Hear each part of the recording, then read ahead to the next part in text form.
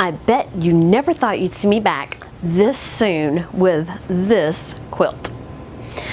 I've made a few more T-blocks, and I've put some strips of the fabric that's in the T-blocks as rows on the rows that don't have T-blocks in them. And I was thinking, you know, it needs something else. So I decided it needed some purple. This is actually part of the line. And I was saving this to go around the border. And then I thought, well, you know, it might be nice to have some solid purple in some of the T-blocks. And maybe I'll have a few more T-blocks.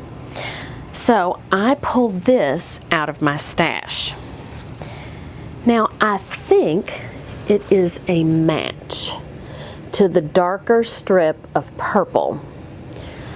And you know what? It's just gonna have to do. So I'm going to make some more T-blocks with this purple and fill in some spaces. Now I've got 1, 2, 3, 4, 5, 6 T-blocks in the teal. So I'm pretty sure I want 6 T-blocks in the purple. And then I need to figure out what I'm going to put in between the T-blocks. And I believe it's gonna be this fabric right here. That's my plan right now. So I'm going to cut out some more of this fabric. I do need to make these rows longer because they're probably about 40 inches and I do want it to be wider than 40 inches. So yeah, there's that. And this that I cut at 9 inches wide, that's where I came up with the width of this row. So these are all 9 inches so that I was able to salvage the one that I didn't cut at the right size. Okay, this doesn't look exactly like the pattern in the book, but that's okay. So let's get to cutting and making more T-blocks.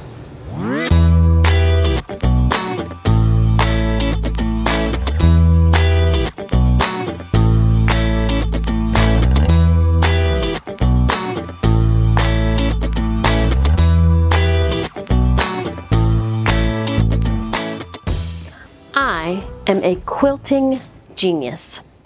Now you might be thinking that I'm overstating that, but I have been doing some studying on successful habits. And one of the things that I want to bring to my quilting experience and that I want you to bring to your quilting experience is practicing positive declarations.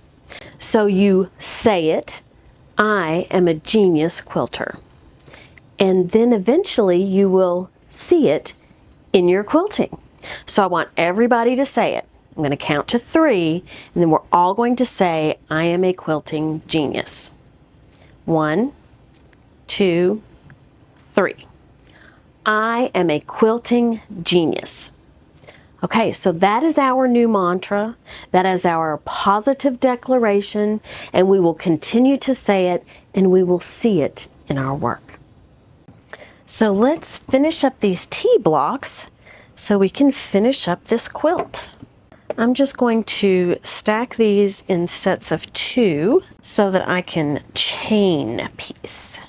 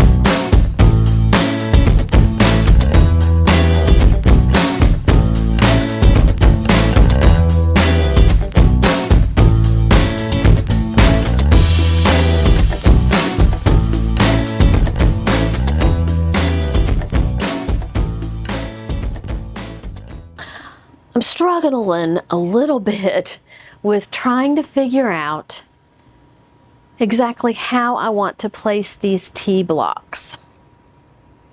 I've run out of purple plaid, so I think I have one extra block. And I'm thinking that I need to step back and let you see.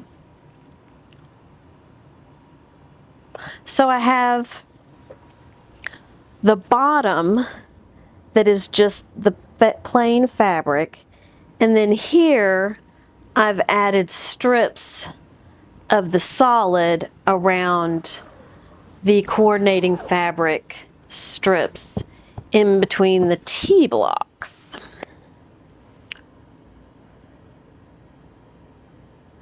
You know, this is almost the time where you need to step away and then come back. I am so overthinking this. You know what? Right here, this is it. I'm tired of thinking about it. So I'm going to start putting my pieces together, and we'll see what it looks like when it's all sewn up. I want to share something that happened while I was finishing this particular border. So I came along almost to the end, and my border looked like this. Now, do you know what that means? Can you tell what that means? It means that I had put my border on backwards, because I should see this. I shouldn't see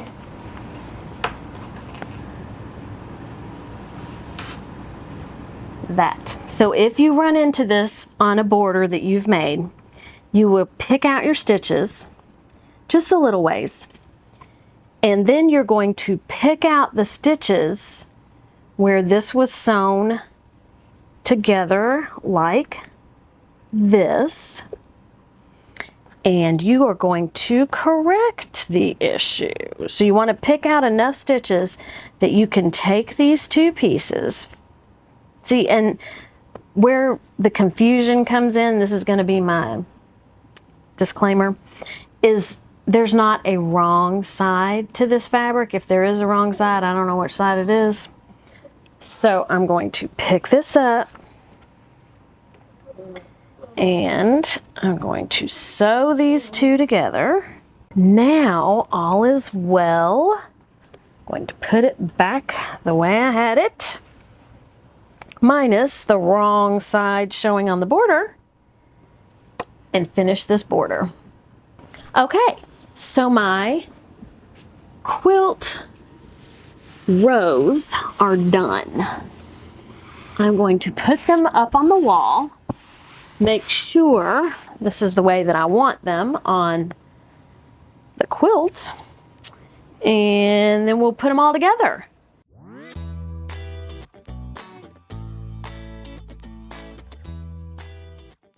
Now I do have an issue. Shocking, I know. I miscut some of my purple plaid. So there are some of these blocks that are not as wide as their purple plaid brethren. So I will have to trim to match everything up on the ends. Good thing is all the ends are the purple plaid, so it won't be that hard. So now I am going to attach this. Let's see, make sure the E is going to go up. So the first thing I'm going to do is I'm going to sew these two rows together. And I've been thinking about how I'm going to quilt this, and it is gonna sound crazy. I'm thinking I want to straight line quilt it. Okay, I had a little bit of trouble. I put one of the rows the wrong way, so I made some adjustments. So now I've got this together, and then this is the top now. And then here, I need to add the rest of it. So because I didn't measure the rows that are in between, and I'm just going to trim them off, I want to make sure that I'm matching this part of my quilt to here so they line up. So let's see. So that's going to come down in here. So I want it right there. So actually, I think I'm going to pin this up.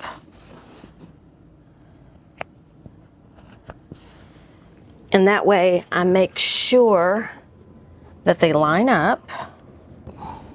So I'm going to take this off the wall and make sure that I line up my E's. Now they're E's. They were T blocks and now they look like E's to me. So, and then this is going to get too heavy, so I'm going to unpin it. As long as I have that marked, then I can take it to the sewing machine and clip it. All right, this is the last row to sew together. So here you can see all of my rows are put together. I have made an executive decision. I have this fabric, and I'm hoping that I have enough yardage to put this on the back. I think that that purple matches well enough that it being on the back should be fine. I was thinking about how I was going to quilt it. You know, I had said that I was going to do some straight line quilting, and then I looked at it and I thought, if I were a real quilter, I would look at all this open space here as the perfect opportunity to fill in with pretty patterns. So I think what I'm going to do is straight line quilt these rows, and I'm going to straight line quilt straight across this way, and then put some kind of pattern in here. What I may do on this particular row, because I've got these little hexies, is I may just go around these hexies and just outline those and make that look like it's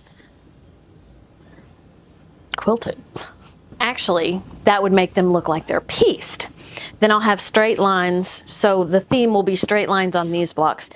And then here,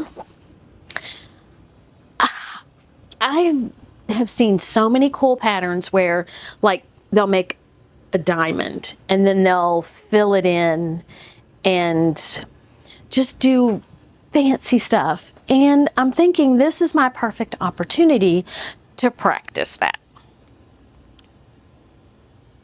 So that's what I'm going to do. And I'm going to take you all along with me.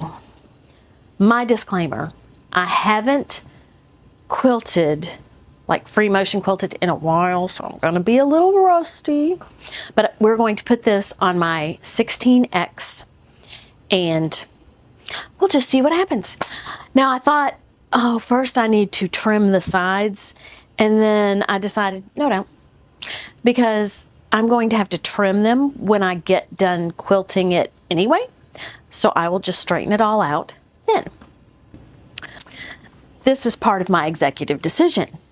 I will use this as the binding, and I think it will look really cool.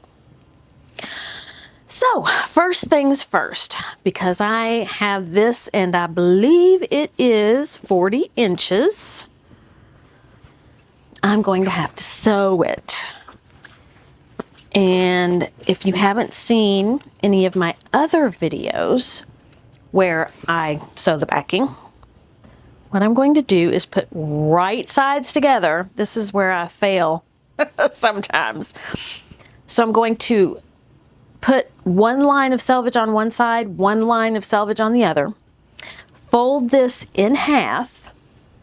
And when I sew these selvage sides together, then I'm going to cut this end, and then I will be able to open it up like that, and it will be 80 inches. Now, right here, it's going to be however wide this is. So it'll be close, but if I take into consideration the shortest sides, I think I'm going to be okay. Now I like to leave a little bitty opening right here, so I'll start sewing just past the fold, and then I can fit my scissors in and go straight down. Okay, so I've sewn along the selvage. Now I've got this little opening on the end.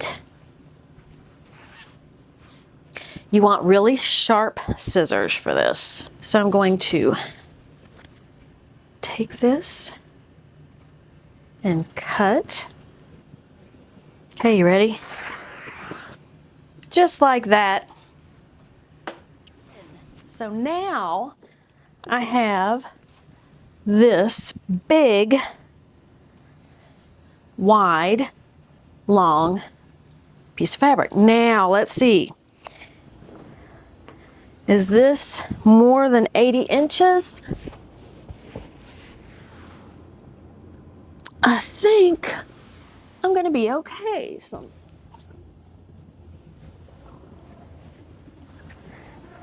Okay, so I have some on this side, and let's see if I have any on this side, which I should.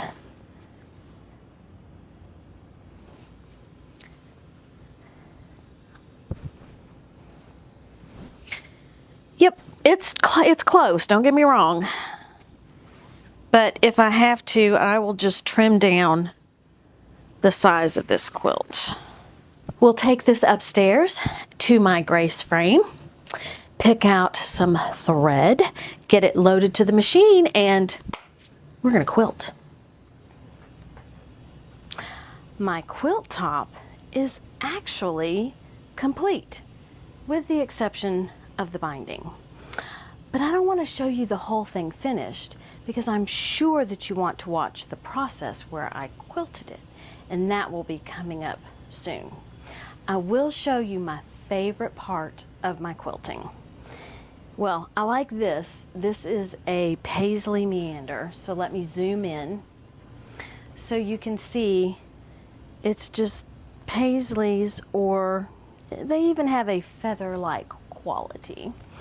And then the second favorite is this faux piecing.